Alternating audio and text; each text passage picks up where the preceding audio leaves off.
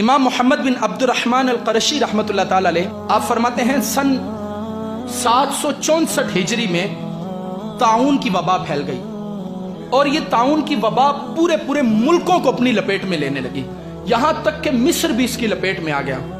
کہتے ہیں کہ جب یہ مصر کے اندر داخل ہوئی تو اب یہ معاملہ ہوا کہ ہلاکتیں بڑھنے لگیں، تو پھر لوگوں نے قیام اللیل شروع کر دیے۔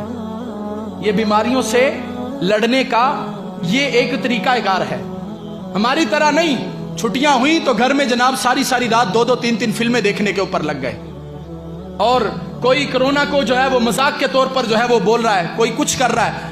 اللہ تبارک و تعالی نے بنی اسرائیل والوں پر جب عذاب نازل کیا تو وہ ٹھٹھا کرنے لگے، اس عذاب کو اتنا بڑھا دیا گیا کہ وہ ہلاک کر دیے گئے۔ آج ہمارے ہاں بھی ہے، ایسی جگتیں جناب بنائی جا رہی ہیں کرونا کے بارے میں، ایسے الفاظ بولے جا رہے ہیں جیسے ہی کچھ بھی نہیں ہے۔ اللہ تبارک و تعالیٰ کی طرف سے ایسا عذاب ہے کہ جس نے پوری دنیا کو اپنی لپیٹ کے اندر لے لیا، کیونکہ ایک دن اگر ملک گیر ہڑتال رہے تو ملک کو کتنا نقصان ہوتا ہے، اور یہاں کئی روز ہو گئے مارکیٹیں بند کر دی گئی، کئی روز ہو گئے ادارے بند کر دیے گئے، کئی روز ہو گئے ملک کی معیشت تباہ ہو رہی ہے، اور مسلمان جناب مذاق کر رہے ہیں آپس میں ایک دوسرے کے ساتھ، کہیں ایسا نہ ہو کہ یہ ہلاکتیں بڑھنے لگ جائیں، یہ تعداد اور بڑھنے لگ جائے، اور آپ دیکھ رہے ہیں کہ یہ تعداد بڑھ رہی ہے۔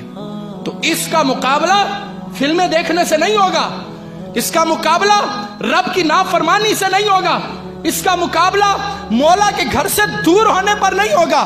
واقعی اگر کوئی اس کا مقابلہ کرنا چاہتا ہے تو آؤ، محمد بن عبد الرحمن رحمۃ اللہ تعالی علیہ کہتے ہیں جب ہمارے مصر میں آیا تو ہمارے مصر کے لوگوں نے راتوں کو اٹھ کر عبادتیں شروع کر دی، اور فرمایا صرف وہ عبادتیں ہی نہیں تھے کرتے، راتوں کو رب کی بارگاہ میں قیام اللیل میں کھڑے ہو جاتے اور صبح اٹھ کر روزہ رکھ لیا کرتے تھے، اور فرمایا پھر وہ صدقات دینے شروع ہو گئے۔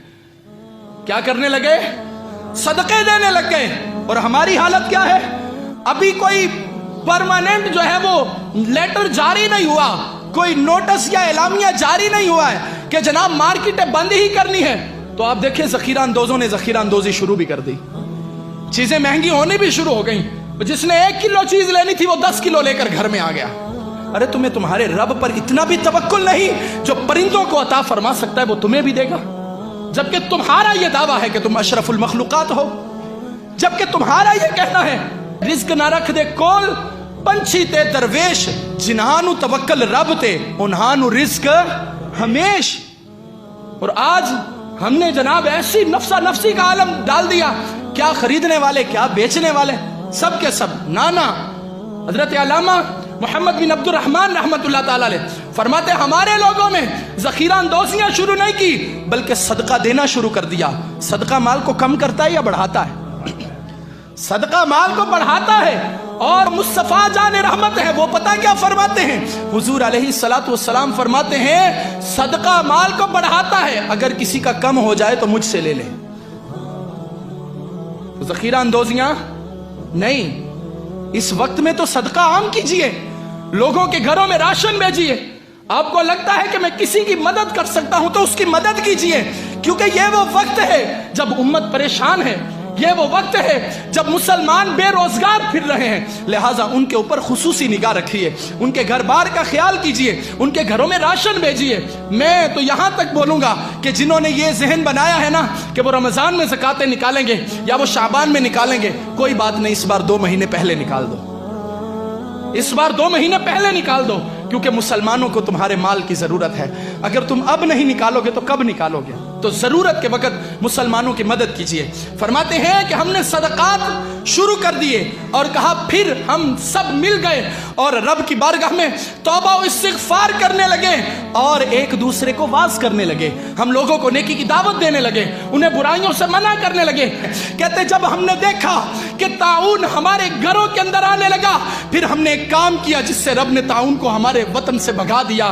ہم نے یہ کام کیا جب طاعون نے ہلاکتیں ہمارے گھروں کے اندر شروع کی، ہم نے دیکھ لیا ہمارے گھر انسیکیور ہو گئے، ہم نے دیکھا وہ غیر محفوظ ہو گئے، ہم نے اپنے گھروں کو چھوڑا تو رب کے گھر میں پناہ لینی شروع کر دی۔ اب ہم رب کے گھر میں بیٹھ گئے اور عرض کرنے لگے اے ہمارے رب، ہمارے اپنے گھر ہمارے لیے غیر محفوظ ہو گئے، لیکن تیرا گھر وہ ہے جس کو تیرے محبوب نے کہا ہے یہ جنت کے باغات ہیں۔